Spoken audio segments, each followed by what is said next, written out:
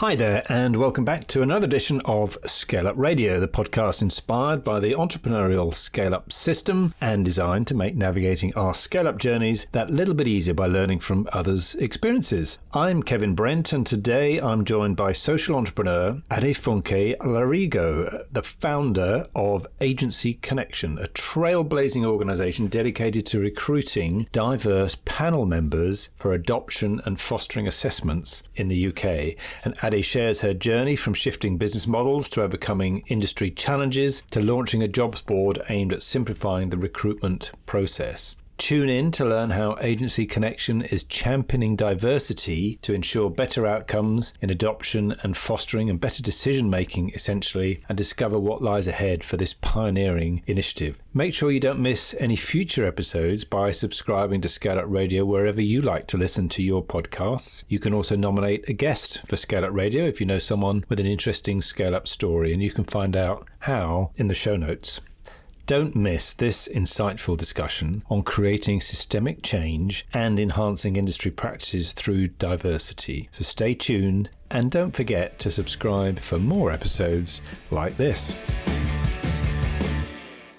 Welcome to another episode of ScaleUp Radio. I'm delighted today to be joined by Adefunke Larigo, who is the founder of Agency Connection. So Ade, welcome to ScaleUp Radio. Oh, thank you, Kevin. Thank you for having me. I'm really excited to be speaking to you today. I'm looking forward to our conversation. Yeah, likewise. I really look forward to finding out all about what you do at the Agency Connection. So what's that all about? So Agency Connection was set up in 2021, and it's because it's first of all, I would say it is the only platform in UK where we help adoption and fostering agencies to find panel members, and I'll explain in a minute what panel members are. Essentially, I realized that when people become adopters or the foster carers, they have to go through a process of being assessed, obviously, but part of that process is also they attend what we call it panel within the social work kind of field. But essentially, it's like an interview that you have if you wanted to adopt or foster, and it's a group of people who are independent of that agency, and they come together and they ask you questions about your life story, really.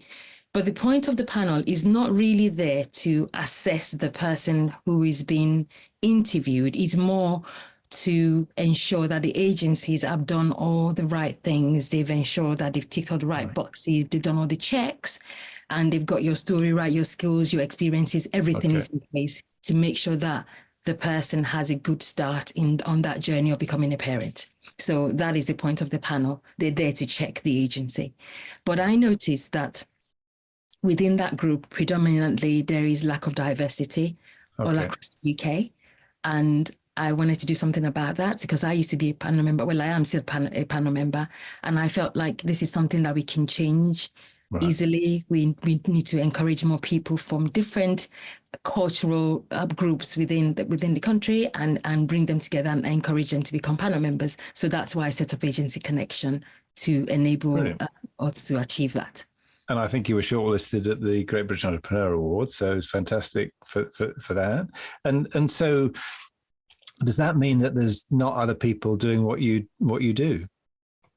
No, there is no agency out there that helps anyone to become a panel member, or anywhere where adoption or fostering services can go to and say, can you help us because we want to recruit panel members? There's no such agency apart from Agency Connection. Okay, so part of what you're about, I guess, is having to educate the marketplace, if you like, educate people that this is needed. Absolutely. And I think I underestimated how much of that will be needed. But yes, educating is definitely part of the role that I find myself playing, and also nurturing the community and nurturing the sector and people generally within the public, members of the public. And also, I would say it's also a sort of campaign, if you like, because I'm also, kind of telling people actually that your skills are needed. You have a way of helping children who are in care, because many people I find don't even know what a panel member is. So. Yeah, great. And is this a voluntary, or is this a business? Do you make money around it? So this is not well, I mean, do you mean in terms of the people who become panel members, or in terms of myself running the I'm enterprise? thinking of you. Yes. Okay. So as the enterprise stands, it is no, I don't do it voluntarily. The agencies I expect them to pay me for me to serve them, because I as much as I would love to do it as a voluntary service, I also need to eat. I also need to feed my children and pay mortgage and everything everybody else does. So no, it is a legit enterprise that I've been running since 2021. Brilliant. And how do you go about then? Is charging for it? Is that on a kind of retainer basis, or how does the business model work for you? So it's changed a little bit. So initially I have done, and I wouldn't say I've moved away from it. It's just that because this is a new thing that hasn't been done before, I've had to kind of experiment with the model a little bit. And I did have the idea of doing it like as a retainer, but very quickly in the early stages, I think within 6 months of setting up the agency, I was approached by a group of, I think there were 32 adoption agencies across England. And they asked me to help them with bringing cultural diversity, improving that within the space. So it meant that we ended up starting a project very quickly, which had not initially planned to do that, but because it's a group of them and they're across the UK, well, it just made sense to work with them, as a project. So I led that project and essentially recruited people up and down the country to become panel members. Some of them already knew how to do it. Some of them are already panel members, but there were people who had never done it before. So I was mentoring them to be able to essentially bring in their life skills and experience into doing that role. Great. So 32 agencies, did you say? Yes. So it was a group of 32. Only 24 of them took part in the process in the end, but the group, they're called the regional adoption agencies. And so they are a group of 32, but some of them were already ahead, if you like, with their diversity within their panels. Whereas when we did the project, we found that maybe like 68% of them still needed to bring in more diversity into their panel space. And does that 32 represent the whole, all of the adoption agencies, or are there more?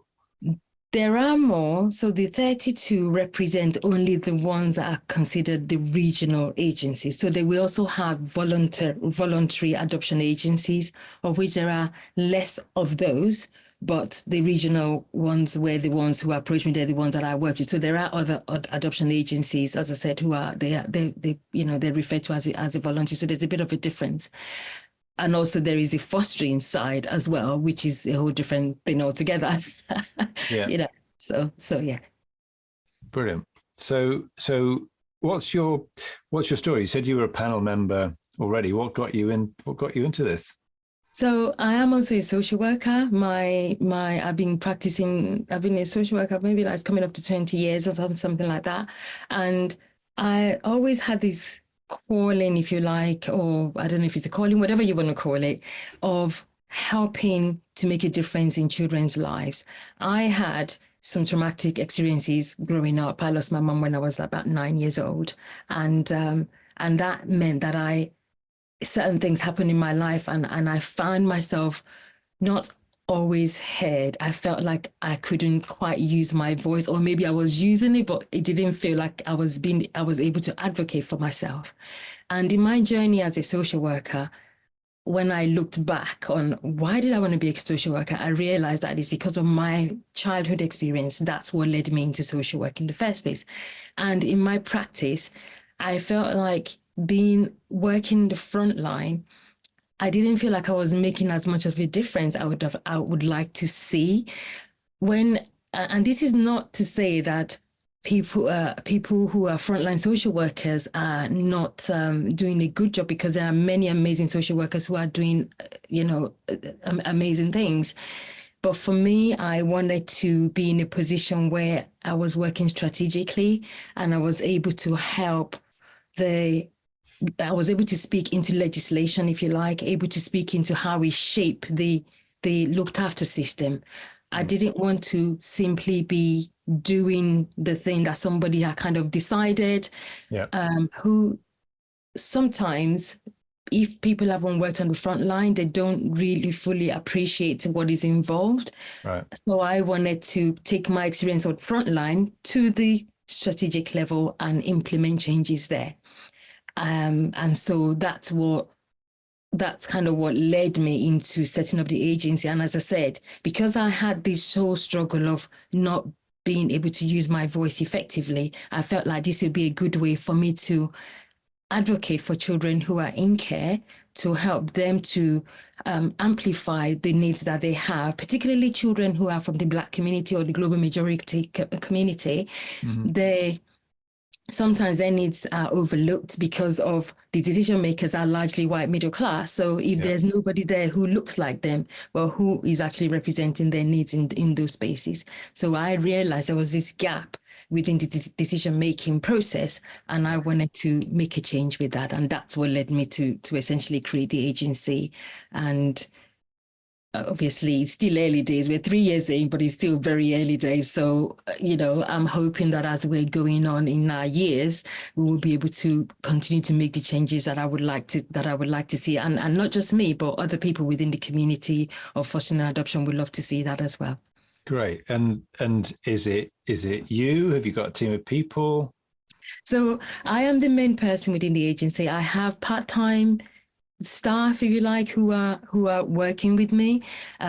So because of the size that we are, I'm not able to really take on full-time staff at the moment. Well, saying that, I haven't been up until this point. However, I have created, I mentioned to you just beginning of the conversation that we now have a jobs board. Yes. And with that jobs board, I can already see that it's going to need another person to look after just that. Okay. So that I can concentrate my energies with running the kind of overall things, and then let the other staff continue to do the things that they're doing.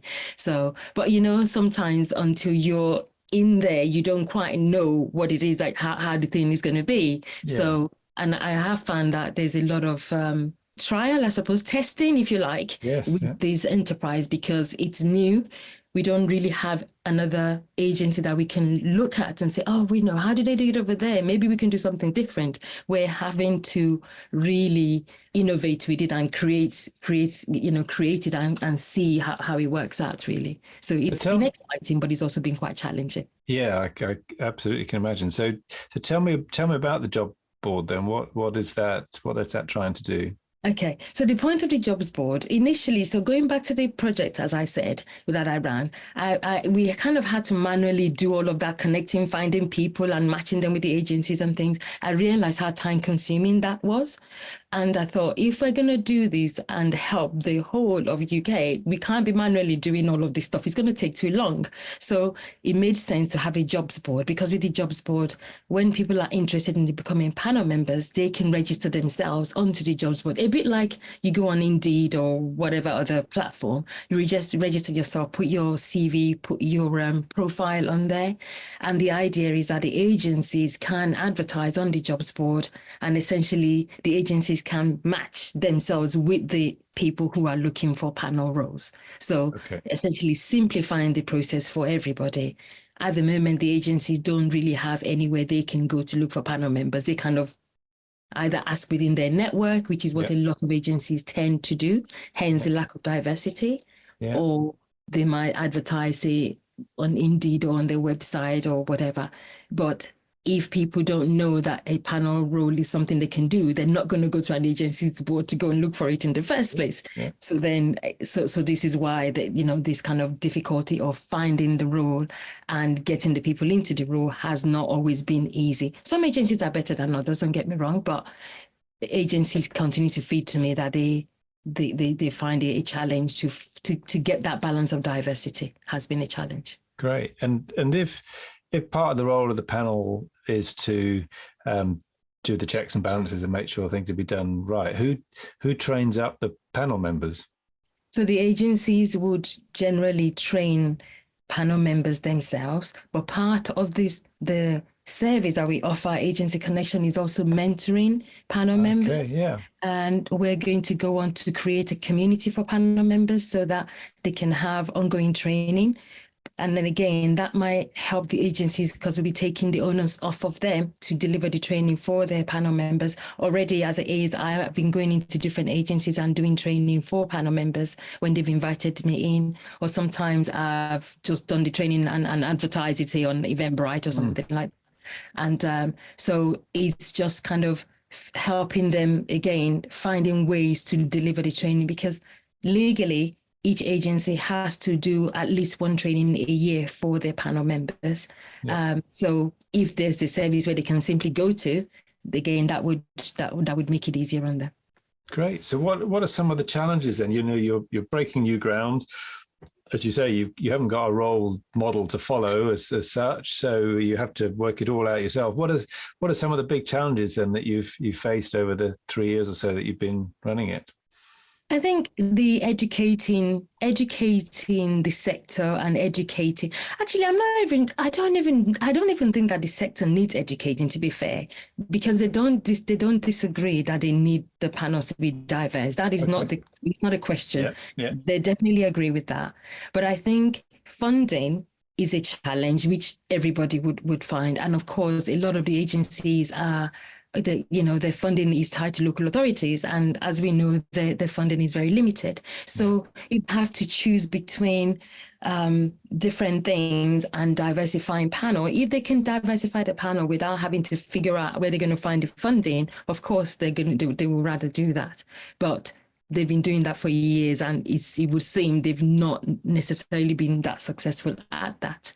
Not all of them anyway. So I suppose helping them to understand that actually when you spend money to make your panels more diverse, in the long run, you are actually saving money, because if the children are matched correctly from the get-go in the first place, the placement is less likely to break down, because you have the right people in the room who are kind of helping you to kind of consider all the different options and all the outcomes and making the best decisions for the children.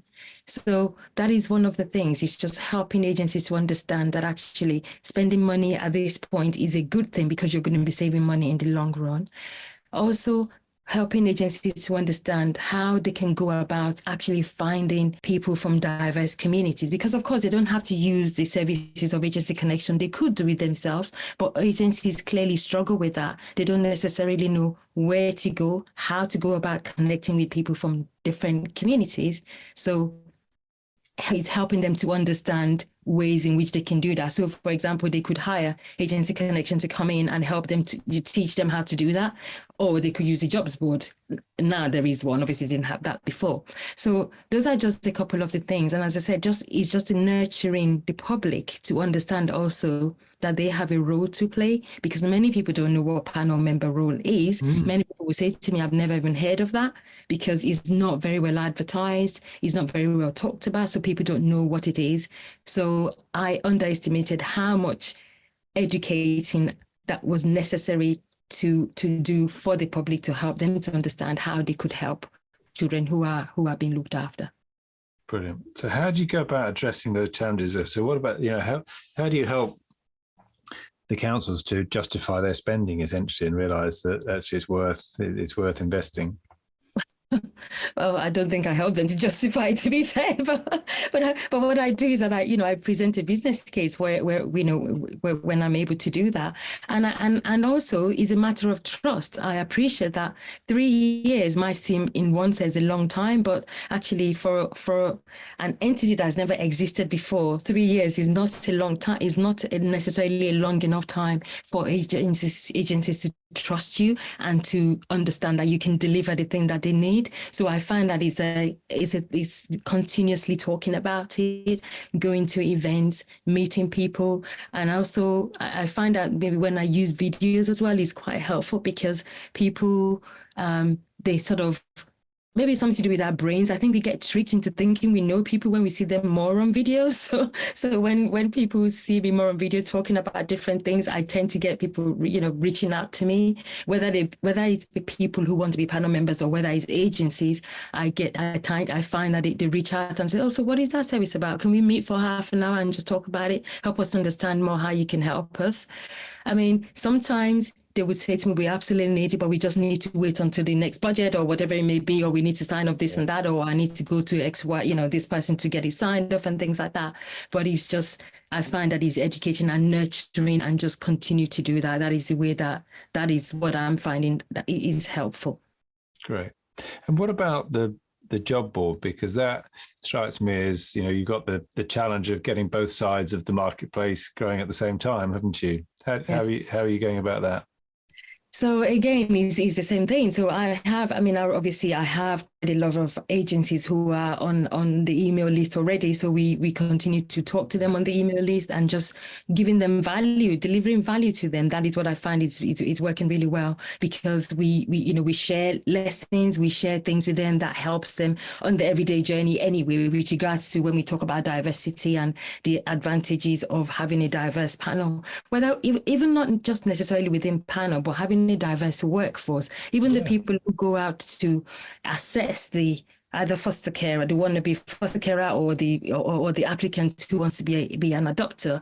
Even having diversity within that group also helps, because sometimes if you don't understand the cultural context, your assessment might not be that if you're assessing people and you don't understand their culture, sometimes you're not representing them as best as you can. Absolutely. So having diverse group within that also helps. So it's just delivering value as much as we can, really. Yeah, I think there's parallels across into business, and we often talk about we all have. It doesn't matter what our backgrounds are. We've all got biases that we've just developed over time, and some of those might be good, but others not so, and we see things through the lens of those biases, don't we? And that might mean that we miss out on all sorts of other opportunities. We might get things wrong. We might not understand the market that we're going for, or in your case, as you're saying, we might not do the actual assessments properly. So we would encourage business owners as well to be part of panels of some sort. We call them smart boards, the ones that we run, but people will have heard of mastermind groups and things like that. And ideally, you have a range of people from diverse backgrounds on those panels, so that you are getting that mix of input, and people might be challenging you then, and you'll be thinking, well, that's just the way it is, and somebody else will say, well, actually, in my experience, it isn't. This is the way that I think it could work, and there's no reason why that shouldn't transfer into your area. So absolutely get what you're saying about those panels. Exactly. Absolutely spot on, Kevin. That is exactly what it's about. It's about that diversity of thought. Although there is a diversity of presentation, but there is a diversity of thought, and bias plays a role in everything we do, whether we want to admit it or not. That is a fact of life. And sometimes even sitting within panel, there's some of the questions that we ask, and I think, well, why are we asking that question to that family, but we didn't ask it to that other family? Why is it relevant in this context and not in that one? So, but that's because of some of the biases that we carry, because we hold certain belief about certain people or whatever, and we think it's okay there, but actually no, I'm not feeling okay with it here. So we need to continue to educate ourselves and learn about other people in order for us to make sure that the decisions we're making and the questions we're asking are the right ones to help the people who want to look after vulnerable children. Yeah, exactly. Because as you say, we're not always conscious about those, but we might not realize it. Yes. So somebody else might then just ask the question that we go, oh yeah, I just didn't think of it in that way, or didn't. Yeah, absolutely. Yeah. Good. So what you're clearly really passionate about what you do. What do you love about what you do then, Ade? What do I love? Gosh, I just love seeing the changes that is happening. It is slow. It is, I have to admit, I am, it's slower than I would like, That's your than I biggest would like. frustration, probably, is it? But yeah, yeah. But I'm the sort of person I want something and I wanted it yesterday. But I am learning to be patient. But what I love is being able to educate people to help them to see a different point of view.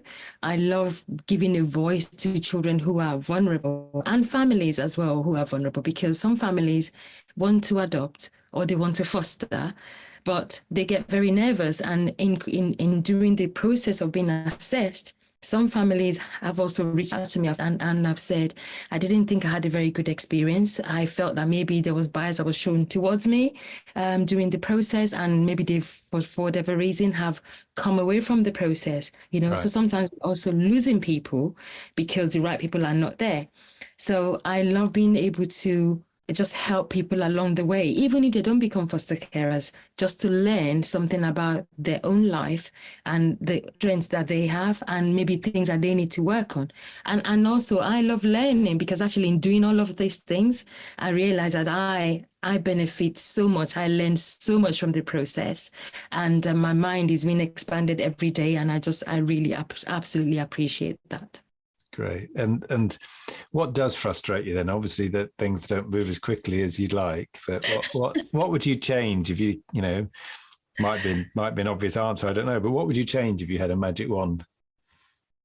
If I had a magic wand,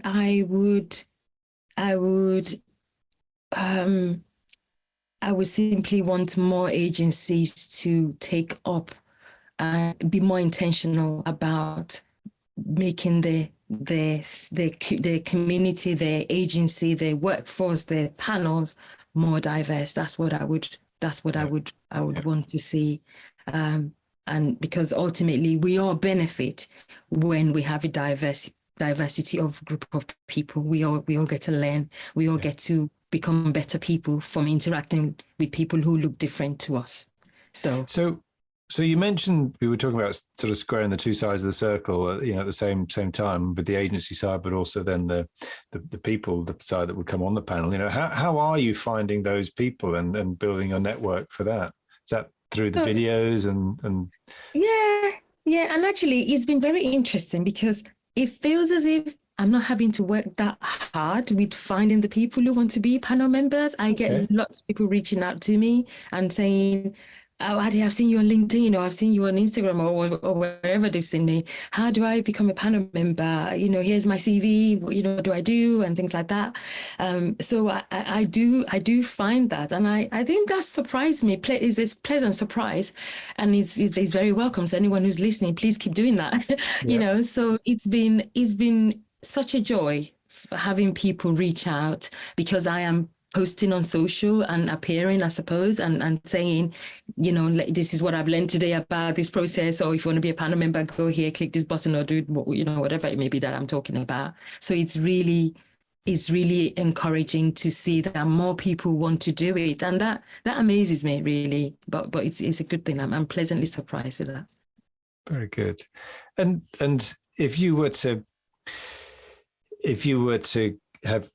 go back to the beginning, what would you do? What would you do differently, if anything? If I was to go back, what I would do differently, like everybody else, I have made some mistakes. I have hired coaches that have not been the best coaches. But I wanted to invest in myself, and I've, parted with hard-earned money and hired people, and they've not necessarily been the best. And I'm not saying that every coach that I've had has not been great. I'm just saying there's been, one or two that I could have done without them, really. So maybe, but that's out of naivety because I was new to the process and I didn't quite know what to look for in a good coach. So I have kind of signed up to things that hasn't been helpful, and also not doubting myself, because sometimes I can overthink things and I kind of think, oh gosh, she's not yet ready and all of this. So I am learning to just get on with it, even if it's not perfect. Just get on, get going, just continue to put one foot in front of the other, keep moving, because actually ready doesn't really exist. I don't think anybody's ever ready as such, because so I'm learning that to just continue to move forward regardless of what would you call it, syndrome, what's the phrase, the syndrome, imposter syndrome. Yes. Yeah. Sometimes imposter syndrome kicks in, and then I'm like, oh no, that's not good enough. Why am I here? I shouldn't be in this room or whatever. I just keep going regardless of all of that. Really. Yeah, good. And yeah, good is good enough. And you're probably striving for perfection is it's probably not possible. And let's get it out there when it's good. Yeah. Okay. Good. And you mentioned about coaches. What would you look for then in a coach? So looking back on it, I needed somebody who understood the context of adoption and fostering. Yeah. And it's one thing for them to understand how to run a business, absolutely important. But if they don't understand the context in which you're setting up that enterprise, it's difficult for them to fully advise you. So that's what I found. I needed people who understood both aspects of running a business and what do things look like within my sector. How do agencies actually what are the challenges that local authorities have and things like that, and maybe also somebody who has some level of connection that could have signposted me and said, okay, Ade, I'm going to introduce you to X who's going to help you with Z and Y and things like that. So that would have been very helpful for me. But you live and learn, and you move forward. Yeah, absolutely. And talking of moving forwards, where would you like to see yourself and the agency connection if we're to meet up again in 5 years? What would you like to have happened to count those years successful? In 5 years, I would love to see that we have a thriving community for panel members, so that we're still not kind of figuring out how do we do this community thing, because that's where we're at the moment. So yeah, a thriving community. I want the agency to have become established as the go-to agency when people think about setting up panels, because obviously you have also new agencies that are coming together probably not every day, but every year there's new agencies who are forming. So sometimes they don't even have any panel. In that case, they don't have any panels at all. Yeah. So I want the community, the sector to think of Agency Connection as the go-to agency to consult when they want to set up their panels, when they want to figure out what is it that went wrong, why do we not have a diversity within our panels, to be the people to go to. That's what I'd love to see. Great. And is it all public funded, or are there private fostering agencies as well? There are private fostering agencies, certainly, yes. In adoption, you don't have private, you just have local, you just have government set up or voluntary, as I said. But within fostering, you have local authority fostering services and you have private. So, and the private agencies, I want to say that the private agencies, actually, there are more of them than there are the government funded ones. Yeah. So, I think there's about over 400 fostering agencies within the UK. Right, and they have to go through that panel check process as well. Yeah, it's regardless of whether you're government funded or private. In order for you to function as an agency, you do have to have a panel, because the process is the same. It's not legal. You essentially can't approve anybody to be a foster carer if you don't have a panel, because that is the process. That's the legal process. That's just how it is. That's the legal process, and that's it. So yeah. Great. So you've got an opportunity quite reasonably significant certainly beyond just the public sector. There's all the private aspect as well. Absolutely. Absolutely. And if people are listening and think, I wonder what it takes to become a panel member, what sort of things do you look for? What sort of things do people need to be able to bring? So I would say that, first of all, I would say that there are young people who are missing in action on panels. Right. I did a survey recently with the agencies that I've worked with, and I think within their sector, the young people who are panel members did not even make up 1%. Right. So there's a massive gap there, but also group of people who have lived experience of being in care would make amazing panel members, because who better to share about the process of finding a parent for a looked after child than somebody who's been through the system. So we're missing these groups of people. I mean, there are other groups of people who are missing, but these groups particularly stand out. And as I said, in terms of cultural diversity, obviously that's also there's a disparity there. Yeah. But for anybody who wants to be a panel member, you need to obviously be able to read and understand information that can be complex sometimes. You need to be able to read it, understand it, and make recommendation. So I would say a panel's role is similar to a trustee's role, if you like. You need to be able to, disseminate information and say, this is what I think. Having read X, Y, Z, I think this, or I disagree or whatever. Because it's okay to disagree as long as you have your reasons for disagreeing and you do it respectfully, that's perfectly fine. So you need to be able to use your voice and confidently share that. You need to be able to have the time in the first place, because if you don't have time, obviously you can't attend the meetings. And a lot of the panels now, they also meet virtually. Before COVID, that was not a thing. All panels met in person because we never thought about doing it any differently, because why would we? There was no reason to. Everybody just went everywhere like the rest of the world. We all went and met in person. But during COVID, obviously, we had to do a virtual panel meet. So many agencies have continued to do that because it saves them money, paying everybody, traveling up and down and all of that, and also hiring rooms, paying for lunch and all those things. It cuts all of that out. So some agencies are stuck with the virtual meet. So that means that you don't have to leave from where you don't have to leave your home to be able to be a panel member. As long as you have the time, you can do it. So we also have people who are I'm trying to think now. I have some people that have connected with agencies who say if they live in, I don't know, like Dover, but they're sitting for an agency that is in Cornwall, for example. So that makes it very.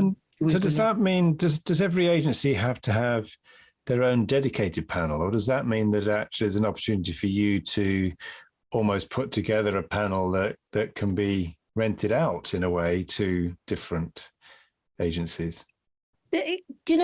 Kevin, that is something that I've thought about, but it is not as easy as that, because agencies, for the purpose of continuity, agencies like to have the people that they know who are committed to their agency. That's not to say if I'm a panel member with agency A, I couldn't be a panel member for agency Z and X. I can, as long as I've said I can do however many panels for you, that's fine. Yeah. But the idea of somebody just turning up on a whim, it doesn't offer continuity. And also there is a dynamics within the group, people getting to know each other within a certain, we don't need them to be friendly. We don't need them to become friends, but we need that. There's always a culture within a group, isn't there?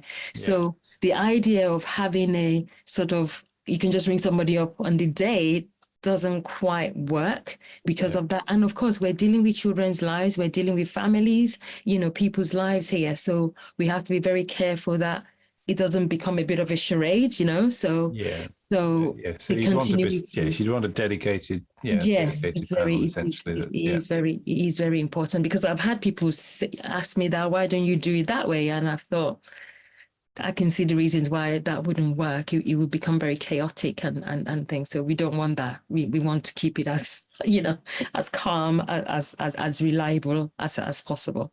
Really. Yeah. Very good. Excellent. So what do you think might be your biggest challenges along the way then to get the agency connection adopted to the level that you want it to be? Well, my very next challenge right now is the jobs board, is Yeah. getting the jobs board to the agencies to use the jobs board. That is my very next challenge.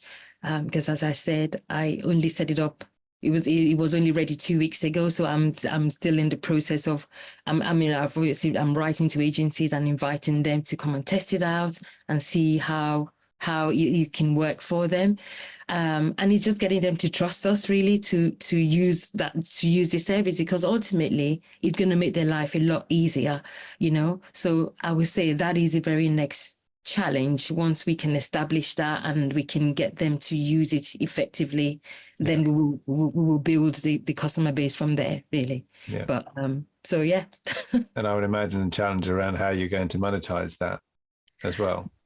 Well, that's my point. So when they use it, that is a monetizer, because essentially when they advertise on there, they will be paying to use that service. Yeah. So it is getting them to use that service. I guess agency might want to weigh up, are we better off advertising the way they've been advertising, however they've been doing it, or whether having a platform where there are people there who already want to be panel members, which one are you going to choose? You want to go around to kind of hoping that somebody's going to see your advert, or do you want to come to a dedicated platform where that there are people there who actually want to do the role, Yeah. So I know which one I would choose, but of course it's me saying it, right? So excellent. Very good. All right, good.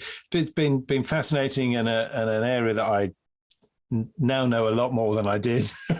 I certainly didn't know very much at all before. So thank you very much for that. Before we close, are you up for a couple of quick fire sort of questions? Go for it. Okay, so if you could go back to your younger self, what advice would you give the young Ade? The young Ade, use your voice and speak loudly. Don't let anybody dampen your spirit, because there's people out there who are just, they lack confidence in themselves and they put that onto you. So you need not pay attention to those people. Keep moving. Brilliant. Love it. Any books or learning resources, things that you found really useful? Oh my gosh, there is plenty. But actually at the moment, I am just reading this book called Coach Builder. I don't know if you've come across this. Donald Miller, I can see it, but I don't know. It's a Donald Miller Coach Builder. Very good. Yes. It's I think it's just come out actually. So I have found that really useful, really, really useful. But I read quite a lot, and I'm trying to think, oh gosh, what have I read lately? But yeah, this is the latest thing that I've read. I have lots of authors that I trust that if they've written something, I'm going to read it. Diary of a CEO is another book that I've read. A podcast, recently. Yeah. Yes, yeah. No, but he's written Steve Bartlett. Yes. The actual book is the same title as the podcast, so that's really amazing too. Very good, excellent.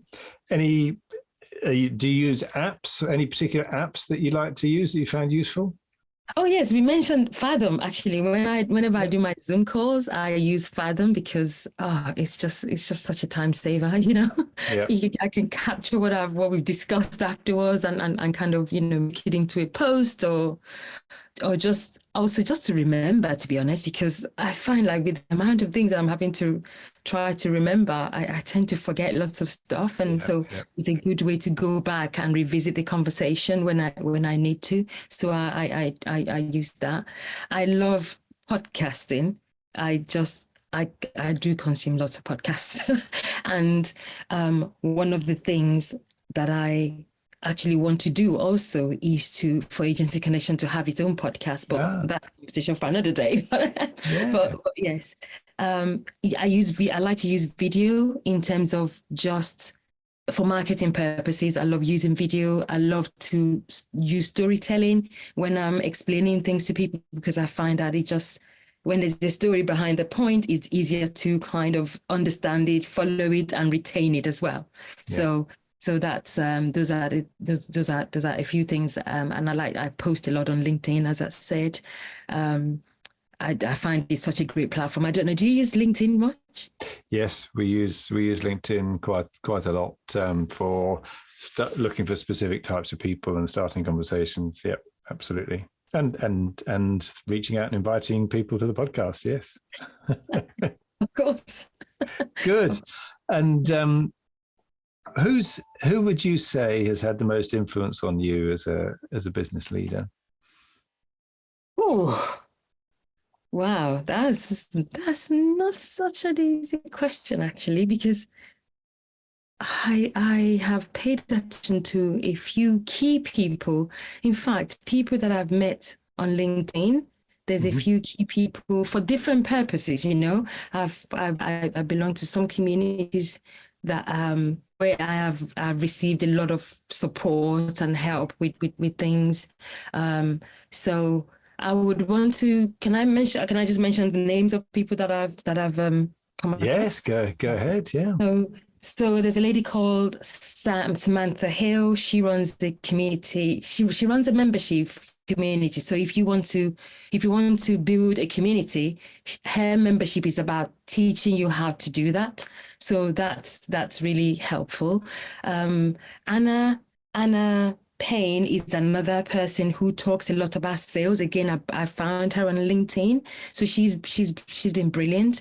I've found people like Rachel Cole, who is another social entrepreneur who works within fostering, and her business is very focused on fostering, but her angle is that she's very focused on Black foster carers, supporting them and making sure that they have everything that they need, supporting agencies to make sure that they have the right tools for their Black foster carers. So I found her very supportive, very, very useful, the things that she posts and talks about.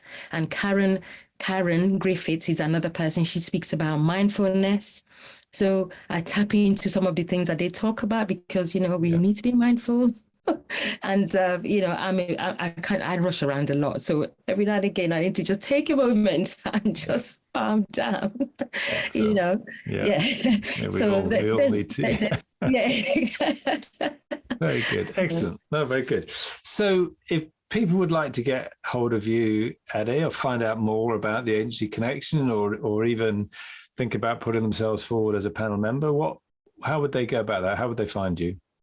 So I'm definitely on LinkedIn. Happy for anyone to reach out to me. Absolutely welcome that. Also, if you go to agencyconnection.co.uk, the website is ready. You can absolutely find out about how to become a panel member there. You can register on the jobs board. Please do that. And you can download a little guide that kind of just talks about, this is what you can expect as a panel member, and just gives you a brief overview of the kind of things that you should expect, how much time you're committing to it, and the sort of reading you'll be doing and that sort of thing. Because I just found that that's a useful thing for people to have, so they have an idea, if they've never done it, to have an idea of a bit of a tool to guide them into it. So the website, I'm also reachable via Instagram. We have a page on Instagram, Agency Connection, and that's it. I think those are the only. Good. And I think on LinkedIn you're under your full name of full first name. Yes, Adefunke. That's right. Yeah. Yes. Brilliant. Yes. Ade, thank you very much indeed for being my guest on ScaleUp Radio today. It's been an absolute pleasure to have you on. It's been amazing talking to you, Kevin. Thank you for all of those questions. It's helped me to process some of the things that I've been doing and reflecting. It's been great.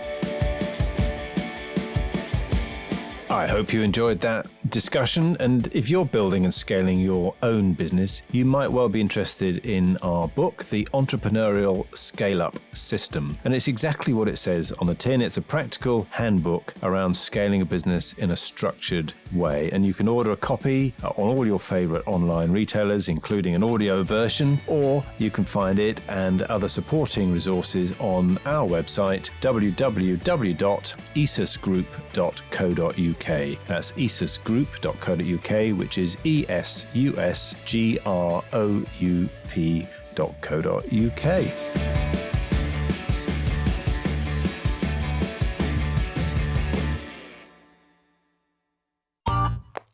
This has been a Monkey Pants Productions podcast.